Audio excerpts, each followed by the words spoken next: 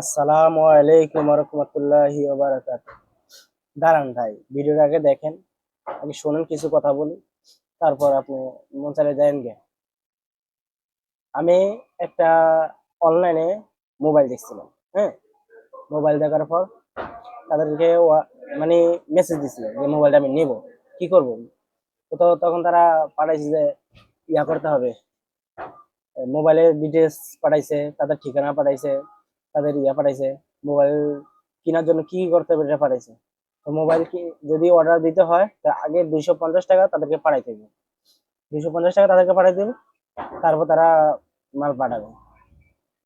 তো তাদেরকে বলছি আমি যে আপনার সাথে কথা বলতে পারবো। তখন বলছে হ্যাঁ।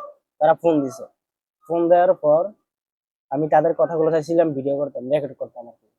রেকর্ড তো হইলো না, কারণ তারা হাইড করে রাখছে কথা, তাদের কথা কিছুই বোঝা যায় না। তো আমি তাদের সাথে বলছিলাম আর কি, যে আমি আপনাদের শপে আসতেছি, দোকানে আসতেছি, দোকানে আইসা তারপর নিব মোবাইল।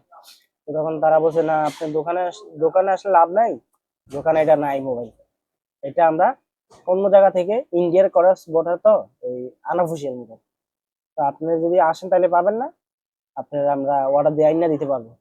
অর্ডার দিলে অর্ডার কনফার্ম করলে তারপর আপনাকে আমরা পাঠাবো। তো আমি বলছি যে আপনাদের দোকানে আমি আসি, আপনার দোকানে তো স্যাম্পল আছে, আপনার দোকানে আইসা দেখি, দেখা তারপর আমি নিই। না, তারা বলছে না, হবে না, আপনি আসেন, ঠিক আছে, মোবাইল দেখেন, আমাদের কাছে স্যাম্পল আছে, আমাদের কাছে মোবাইল নেই। তো আমি বলছি আমি আসি, আইসা দেখে তারপর নেব। তো ওনারা বলতেছে যে আপনারা আসেন, আসেন, সমস্যা নেই, কিন্তু আইসা মোবাইল দেখে গিয়া অর্ডার দিতে হবে। আমি যদি তাদের দোকানে যাই তাহলে আমি মোবাইল অনলাইনে অর্ডার দিব কি কারণে? আমার তো অনলাইনে অর্ডার দেওয়ার কোনো প্রশ্নই আসে না তাদের দোকানে গেলে। আমি তাদেরকে বলছি যে আপনারা একটা আইনা রাখেন, আমি গেলে আমাকে দিয়েন। তারা বলে না ভাই, এগুলো হবে না, এটা আনঅফিসিয়াল মোবাইল, মানে আমার অনেক ধরনের কথা বলছে। তো আমি বলছি যে না ভাই, আপনারা এসব ব্যবসা কতদিন ধরে করতেছেন? তখন তারা তারা আইডি কার্ড ফাড়াইছে। আসলে এটা তার আইডি কার্ড না, হইতে পারে অন্য কারো আইডি কার্ড। দোকানের ছবি ফাটাইছে, তো মোবাইলেরও ছবি ফাটাইছে, এই যে মোবাইল ব্যাগে। তো আপনাদের কাছে মোবাইল আছে, যদি আপনারা, আমি দোকানে আসি, যদি না দিতে পারেন, তাহলে আমার এই জায়গায় থাইকা আপনার কাছে অর্ডার দিলে পাঠাইবেন, এটা কিভাবে আমি বিশ্বাস করব? এমন না যে আপনি আমার কাছে টাকা পাঠাইতেছেন, যে আমি ভাইকা যাবো গিয়া, টাকা নিয়ে যাবো গিয়া, আমি আপনার কাছে আসতেছি, আপনি বলেছেন আমি টাকা পাঠাইতাম, আপনি আমারে বিশ্বাস করতেছেন না, আমি আপনাকে বিশ্বাস করব? দেখেন কিরকম কথা বলে তারা। তো আমি বলছি যে আমি আসতেছি, আপনারা ইয়া করেন।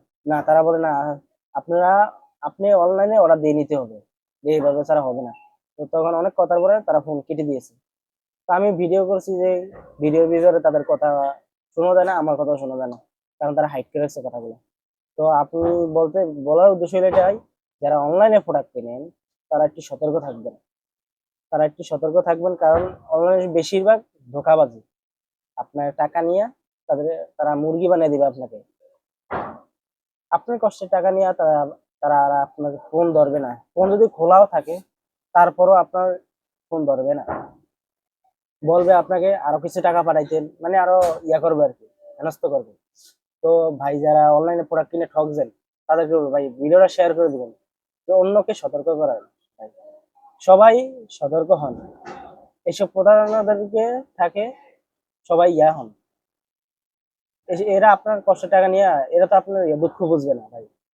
যারা অনলাইনে প্রোডাক্ট কিনেন নাই, কিনবেন ভাবছেন, মোবাইল দেখছেন বা বিভিন্ন প্রোডাক্ট দেখছেন, তারা বলছে অগ্রিম টাকা পাঠাতেন, তো পাঠিয়ে দেন। ভাই জীবনে এইসব ভুল করবেন না ভাই, দেখবেন, যাচাই করবেন, তারপর কিনবেন। আপনি কিনেন, সমস্যা নাই, মারা খাইলে আপনি খাবেন, আমার তো কিছু হবে না। আপনি কিনছেন, কিনা ধরা খাইছেন, আরেকজনকে ভাই কিনা ধরা খাওয়ার ইয়া দিবেন না ভাই। সবাই ভাই ভিডিওটা শেয়ার করে দিবেন, যে আরেকজন ভাই যেন সতর্ক হয়। আপনি অনলাইনে কিনতে পারেন, যারা বিশ্বস্ত ইয়া আছে, অনেক পুরনো, দেখবেন অনেকের রিভিউ ভালো আছে কিনা, বা অনেকে ইয়া ভালো আছে না, পেজের বিভিন্ন ইয়ে দেখবেন, তারপর দিবেন। কিন্তু টাকা অগ্রিম পাঠাবেন না, কখনো টাকা অগ্রিম পাঠাবেন না। টাকা অগ্রিম পাঠালেই খাইলেন বাস। অন্যকে এটা ভিডিওটা দেখার ইয়া করে দিবেন। আসসালামু আলাইকুম।